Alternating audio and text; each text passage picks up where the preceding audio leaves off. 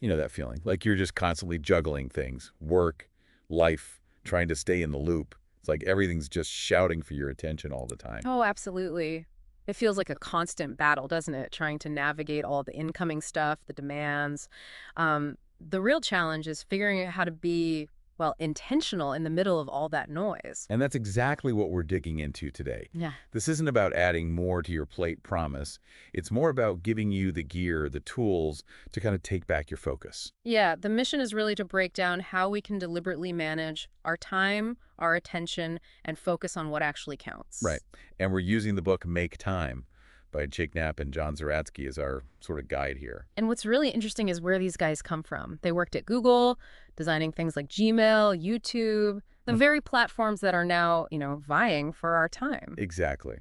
They've seen behind the curtain, haven't they? They know how the distraction machine works because, well, they help build parts of it. So their advice isn't just theoretical guesswork. It comes from their own experiences, their own experiments trying to deal with the world they helped create. So for this deep dive, our goal is pretty straightforward. Okay. Pull out the really practical, actionable stuff from Make Time. Yeah, we want you, the listener, to walk away with concrete things you can try. Like today, to feel a bit more in the driver's seat, focus on your priorities, and not feel like you're just drowning in information. Okay, let's get into it then. The book starts by talking about something they call defaults. What are they getting at there? Why are these defaults such a big deal? Right, defaults. This is really central to their argument. They're talking about the pre-selected options in our tech, but also kind of in our culture too. Like what? Give me an example. Okay, so think about a brand new phone, right? Straight out of the box. What's on the main screen? Email, web browser. Stuff like that. Exactly. And notifications, they're usually switched on for almost everything by default. These aren't choices we actively made, they were made for us. And mostly, we just go with it. It's just easier, I suppose. The path of least resistance. Mm-hmm. And the book says these defaults fuel two big problems: the busy bandwagon and infinity pools. Okay, break those down. Busy bandwagon. That's the cultural pressure, Yeah. the idea that being constantly busy means you're important, you're productive. It's like a status thing almost. Yeah, you feel like you have to have a packed schedule. If you're not busy, are you even doing anything worthwhile? Precisely. It's like this unspoken rule. Admitting you're not swamped feels weirdly shameful sometimes. Like we're all supposed to be on this frantic hamster wheel. And then you have the infinity pools. These are the tech side of it, the apps, the websites that never end. Social media feeds. Yep, streaming video queues, news sites that constantly update. Anything with that pull to refresh or endless scroll. Ah, okay, so they just keep feeding you content. And they're designed to. They often use what psychologists call variable rewards.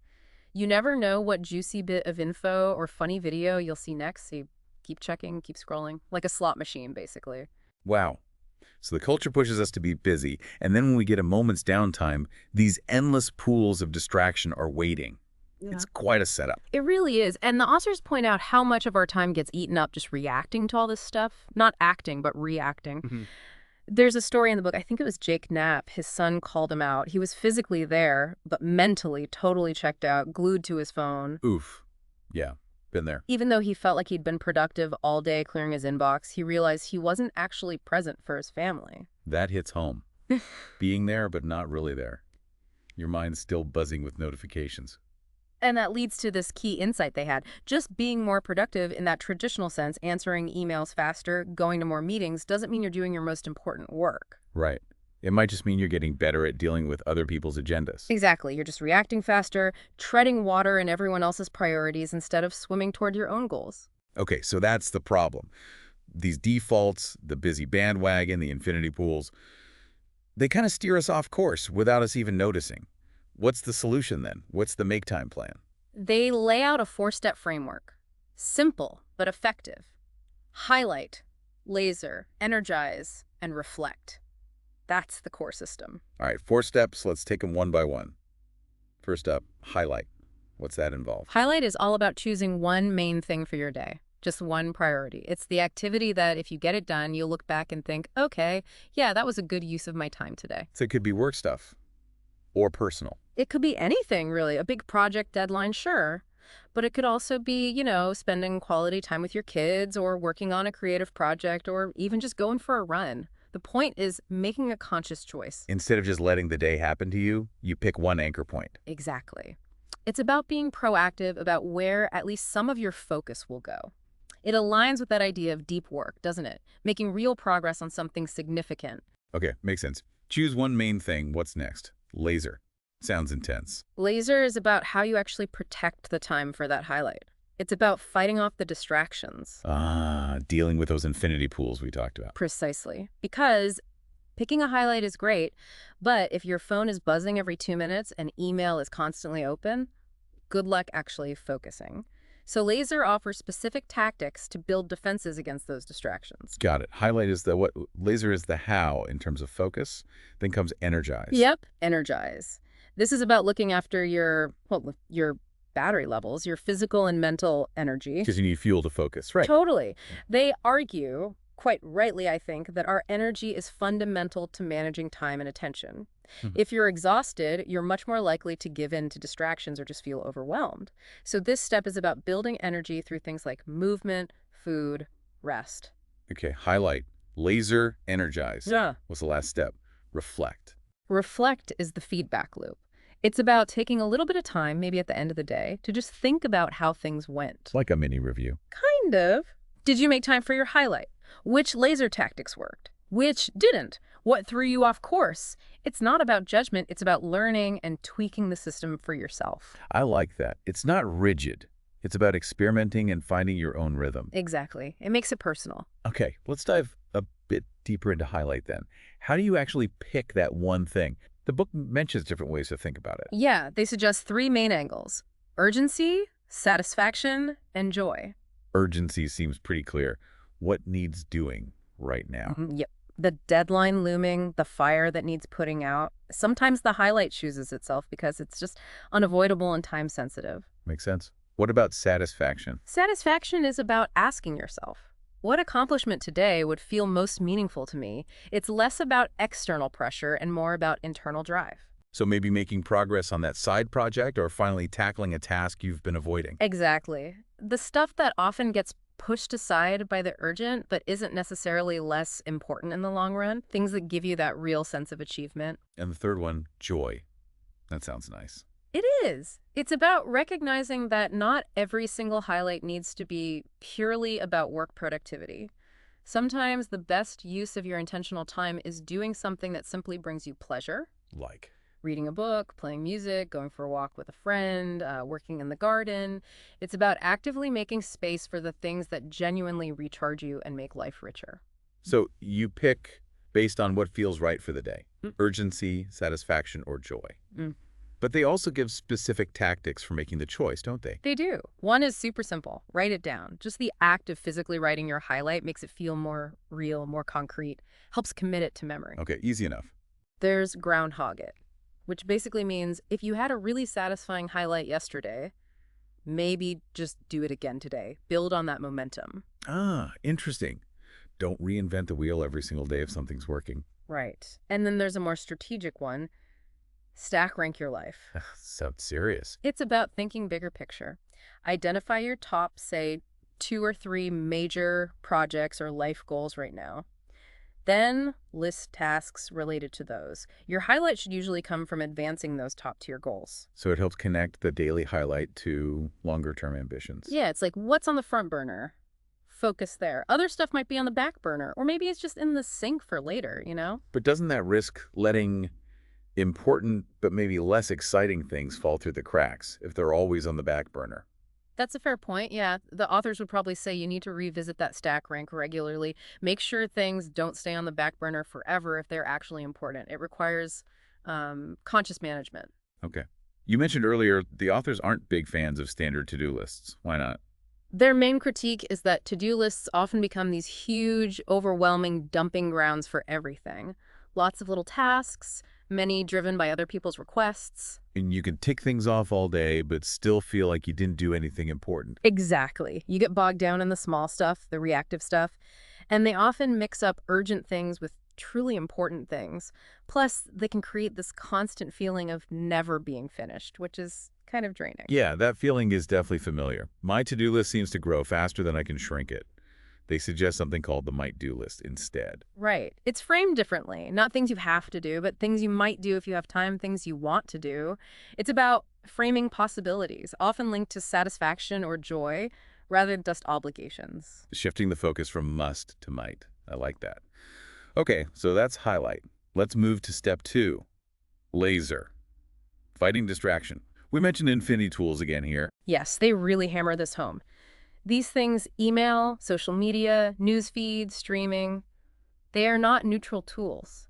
They are engineered, often brilliantly, to capture and hold your attention. Made with love, as they put it. Made with love and data and fierce competition. Teams of smart people are constantly tweaking them to be stickier, to leverage our brain's wiring for novelty and reward. And let's be honest, their business often depends on us spending more time there. It feels like an uphill battle sometimes. So what are the practical laser tactics to fight back? The book talks about a distraction-free phone. Sounds radical. Is it practical? Well, maybe not 100% distraction-free for everyone, but it's about being much more intentional. How so? So yeah, maybe delete the biggest time wasters, the social media apps, the news apps you compulsively check. Definitely get email off your phone if you can, or at least turn off all notifications for it. Okay, remove the easy temptations. Right. And for apps you do need, move them off the home screen, put them in folders, make yourself actually search for them, turn off almost all notification sounds, banners, badges. The goal is to add friction, to make checking them a conscious choice, not a reflex. Makes sense. What else for the fun? Simple stuff. Log out of websites and apps when you're done. Don't stay logged in all the time. They even suggest using really long, annoying passwords to make logging back in more effortful, supercharging the logout tactic. Huh. That adds definite friction. Nix notifications. Be ruthless. Do you really need an alert every time an email lands? Probably not. Clear your home screen. Fewer icons mean fewer visual triggers. And a classic, wear a wristwatch. Check the time without picking up the phone and getting sucked in. I actually started doing the wristwatch thing. It surprisingly helps avoid that, oh, while I'm here moment. Totally. It breaks that automatic loop. Okay, those tackle the phone specifically. What about the bigger digital distractions, like websites on your computer? Good question. They suggest you stay out of infinity pools generally. Tactics here include skip the morning check-in, don't start your day by diving straight into email or social media, give your brain some space first. Easier said than done some mornings. Tell me about it. Another big one is block distraction kryptonite. Figure out your personal biggest time-sucking websites or apps your kryptonite, and use tools like browser extensions or apps to actually block them during specific times. So identify your weakness and put up a digital wall. Exactly. They share stories of people blocking things like Hacker News or Facebook and suddenly finding hours of focus time they didn't know they had. I can imagine. We all have those sites, don't we? Mm-hmm. Other ideas in this area. Ignore the news. Yeah. Maybe switch from constant checking to just reading a weekly summary. Reduces anxiety, saves time. That's a thought. Put your toys away. Literally make distracting devices harder to reach when you need to focus. Put the phone in another room. Put a timer on the internet. Use those blocking tools to limit access for, say, an hour while you write. One of the authors swore by this. Setting clear boundaries with the internet itself. Yeah. And also, watch out for time craters. Be aware of how small distractions, a quick glance at notifications can blow up into much bigger chunks of lost time and, crucially, lost focus. It takes time to get back into the zone. But that quick check that kills half an hour. Yeah.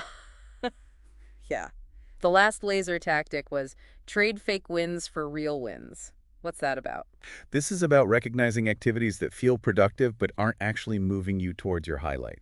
Like meticulously organizing your inbox or winning an argument online. Things that give you a little dopamine hit but don't really matter. Exactly. Those are the fake wins. They distract you from the potentially harder but much more valuable real win of making progress on your chosen priority. It's about being honest with yourself about where your effort is really going. Okay, lots of practical ideas there for the laser step. Let's move to energize. The book frames this as act like a caveman.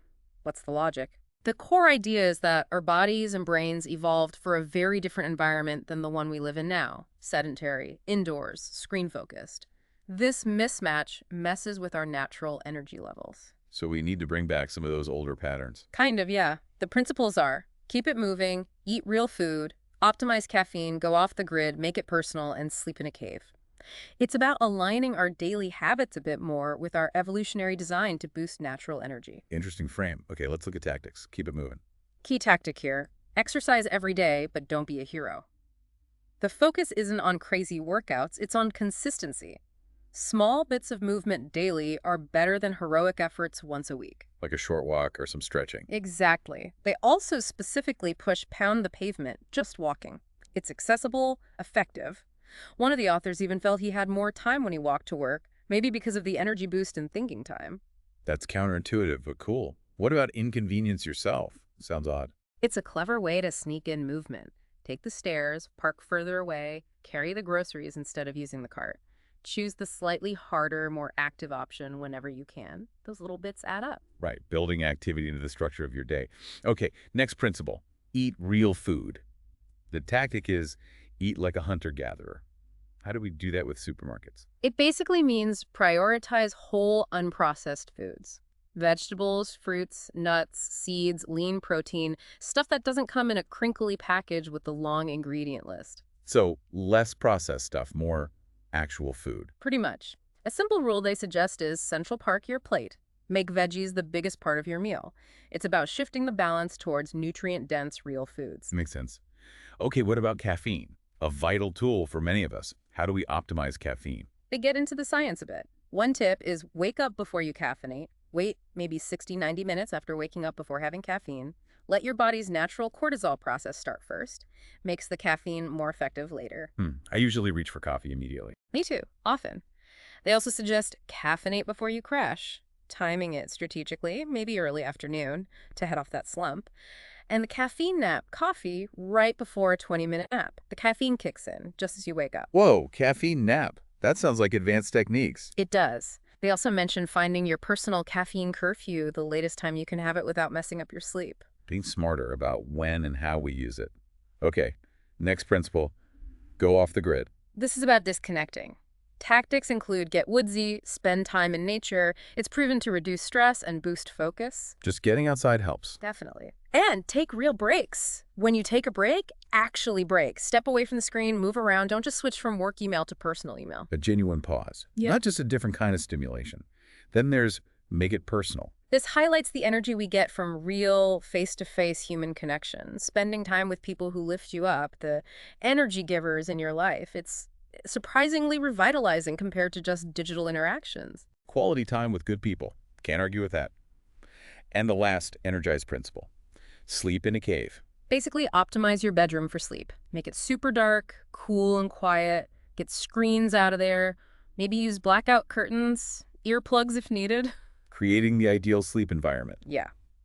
They also mention trying to keep a consistent sleep schedule, even on weekends, and maybe using things like dawn simulator alarms that wake you up gradually with light mimicking sunrise. Okay, treat sleep seriously. Ah. Got it. So we've covered highlight, laser, energize. The last step is reflect. Why is this so important? Reflect is what makes the whole system work long-term. It's how you learn and adapt. Taking just a few minutes daily to note down, what was my highlight? Did I do it? What tactics helped or hindered? Any surprises? So you're tweaking the system based on your own data. Exactly. It's like running mini experiments on yourself. You see what sticks, what helps you specifically. It stops it from being just another set of rules you follow blindly and makes it a living system that evolves with you. I like that iterative approach. Now, the book also stresses no perfection required and talks about an everyday mindset. What do they mean there? It's a really important reassurance, I think. They're saying, look, you're going to have off days. You won't always hit your highlight. You'll get distracted. That's okay. Don't beat yourself up about it. Right. The goal isn't perfection. It's building a flexible toolkit of habits you can draw on. The everyday mindset is about seeing these tactics not as more things you have to do, but as ways to make your existing normal life feel more intentional and less reactive. Small adjustments, not a massive overhaul. Progress over perfection. And that ties into their point about the power of small shifts. Right. Absolutely. That's the core message, really. You don't need to blow up your life. Making small, consistent changes, tweaking those defaults, consciously choosing a highlight, blocking one distraction, taking a walk, these little shifts add up. They compound over time to make a big difference in focus, control, and just general satisfaction. Okay, so if we were to boil it all down, the main takeaway is we can get a better handle on our time and attention. It starts with seeing how those defaults steer us. Understanding the forces at play. Then intentionally choosing a priority, the highlight. Actively fighting distractions with laser tactics. Keeping our energy up. And then reflecting to learn and adjust. That's it. Moving from being constantly pushed around by notifications and demands to being more in charge, more proactive about where our energy and focus actually go. So for everyone listening, what's a really simple first step? Something they could try like right now or tomorrow? I'd say pick something super small, super low friction. Maybe just turn off the notifications for one app you know distracts you. Just one. See how it feels. Or tonight, just spend literally 1 minute thinking about tomorrow. What's one thing, maybe 60, 90 minutes worth, that would feel like a real win if you got it done? Write that down as your highlight. That's it. Small steps. Yeah. And the idea is that by doing these things, you start to get those moments of clarity, feel less overwhelmed. Yeah, feel more in control and actually carve out space for the stuff that genuinely matters to you, whether that's work, family, hobbies, whatever it is. Reclaiming that time and attention for what gives you real satisfaction. Exactly. Investing it where it counts. All right, here's something to chew on as we wrap up. Think about that one project, that someday thing you keep putting off because there's never enough time. What if you started making time for it, even just 15 minutes, maybe 3 times a week? What could that look like in a few months? Imagine really being the boss of your defaults. What would you finally make time for?